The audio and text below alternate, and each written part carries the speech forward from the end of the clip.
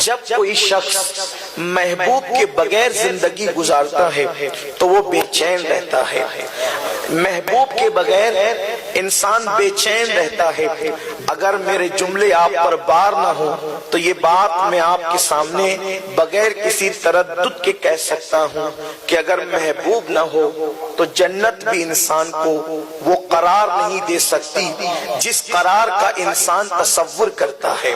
میرے پیارے آقا صلی اللہ علیہ وسلم کے پیارے دیوانوں، پتا چلا محبوب ہے تو قرار ہے اور محبوب نہیں ہے تو قرار نہیں ہے. اب لوگ بے قرار اس لیے ہے کہ لوگ محبوب نہیں رکھتے،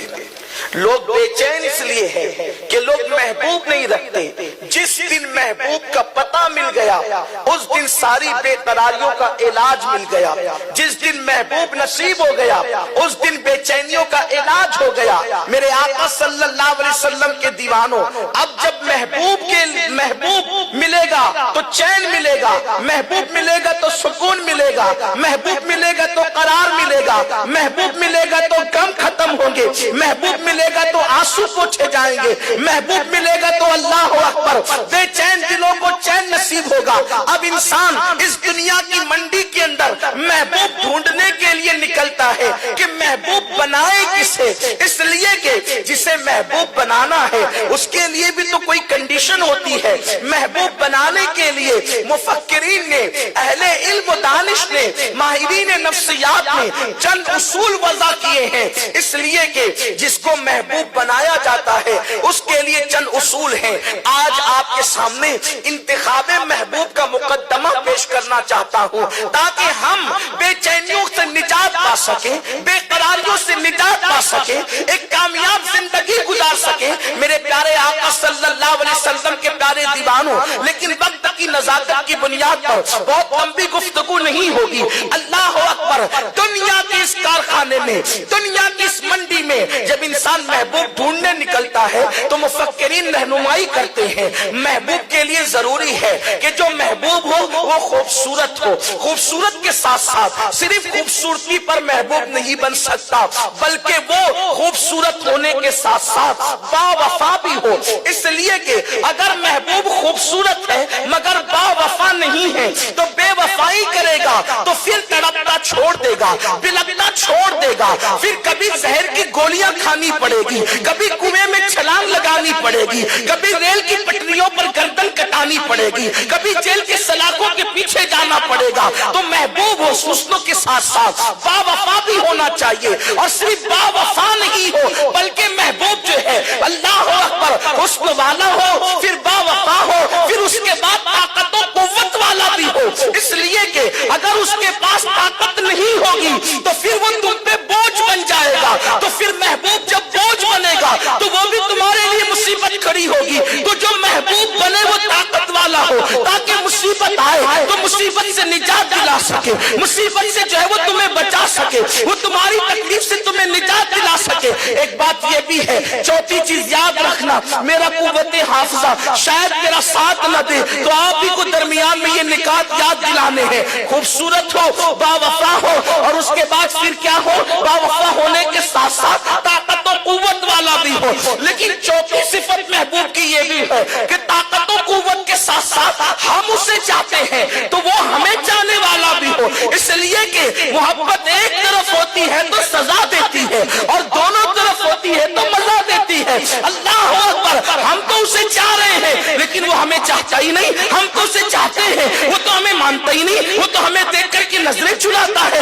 وہ تو ہمیں دیکھ کر کے نگاہیں ٹیڑھی کرتا ہے. تو وہ محبت عذاب بن جاتی ہے. اللہ اکبر. تو چوتھی صفت یہ بھی ہے کہ اللہ اکبر وہ ہم سے پیار کرنے والا ہو. پانچویں صفت یہ ہے کہ وہ بخیل نہ ہو، وہ سخی بھی ہو. اور چھٹی صفت یہ ہے کہ اللہ اکبر جہاں اس کی حد ہے وہاں اس کا تعلق کسی ایسے سے ہے جو اس سے زیادہ طاقت والا، جو اس سے زیادہ صاحب اقتدار، جو اس سے زیادہ قوت والا ہو، تاکہ جہاں وہ نہ بنا سکے تو سفارش کر کے کچھ بنانے کی کوشش کر سکے. اللہ اکبر. اب آئیے اور اصول کی طرف جانے کی بجائے اب ہم چلتے ہیں محبوب ڈھونڈنے کے لیے. پہلی صفت بیان کی کہ کسی مفکر نے کہ اللہ اکبر محبوب خوبصورت چاہیے تو کارخانے قدرت میں دیکھا شفق کا جمال خوبصورت ہے، اس وقت کی سرخی خوبصورت ہے، چاند کی چاندنی خوبصورت ہے، سورج کی کرنیں خوبصورت ہے،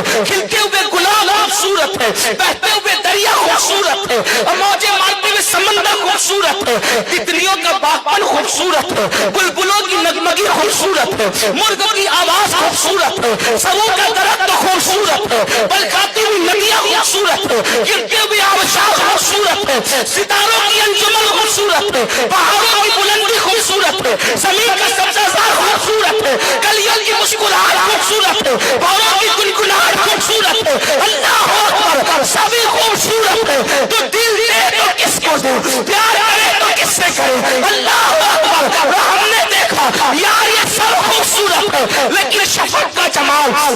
جب اس کو دل دینا چاہتے ہیں تو شفق کا جمال تو تھوڑی دیر کے بعد چلا جاتا ہے، پتا چلا حسن ہے مگر باوفا نہیں، جو چھوڑ کر چلا جائے اسے باوفا نہیں کہتے، اس لیے شفق کا جمال خارج ہو گیا، ستاروں کی انجمن بھی صبح ہوتے ہوتے ان ستاروں کا خون ہو جاتا ہے، ہم ان کو کیسے دل دیں، اس لیے کہ وہ بھی چلا جائے، کیونکہ محبوب چلا جائے تو کم دے جائے، اس کی جدائی کون برداشت کرے، ستاروں کی انجمن جب ڈوب جاتی ہے تو صبح کا سویرا نمودار ہوتا ہے، چاند کی چاندنی بھی ختم ہونے والی ہے، سورج کا نور بھی ختم ہونے والا ہے، اللہ اکبر تتلیوں کا باغپن ساتھ نہیں دے سکتا، ہاں بلبل کے نغمگی تو ہم نے دیکھی لیکن بلبل کا حال یہ ہے کہ وہ ہم پر توجہ نہیں کر رہا ہے، اس لیے کہ اس کی پوری توجہ تو پھول کی طرف ہے، اس کو دل دے تو کیسے دے، تو کیا کائنات میں کوئی ایسا بھی ہے کہ جہاں حسن بھی ہو، جہاں وفا بھی ہو،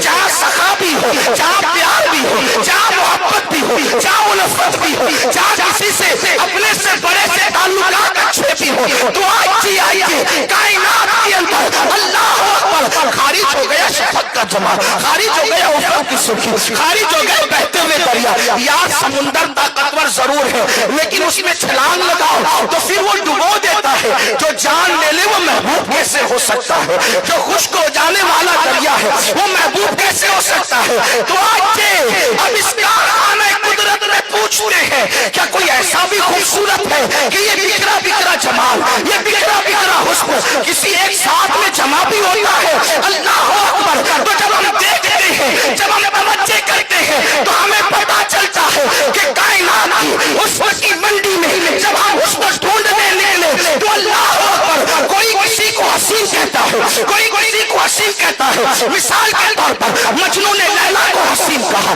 زلیخا نے یوسف کو حسین کہا، یعقوب نے یوسف کو حسین کہا، کسی نے کسی کو لیکن بنانے والا اگر کسی کو حسین کہہ دے تو پھر یہ بڑی بات ہے، جب ہم اس حسن کو ڈھونڈتے ہیں تو قرآن کہتا ہے وَالدُّهَا وَاللَّيْلِ إِذَا سَجَىٰ مَا وَدَّعَكَ رَبُّكَ وَمَا قَلَىٰ۔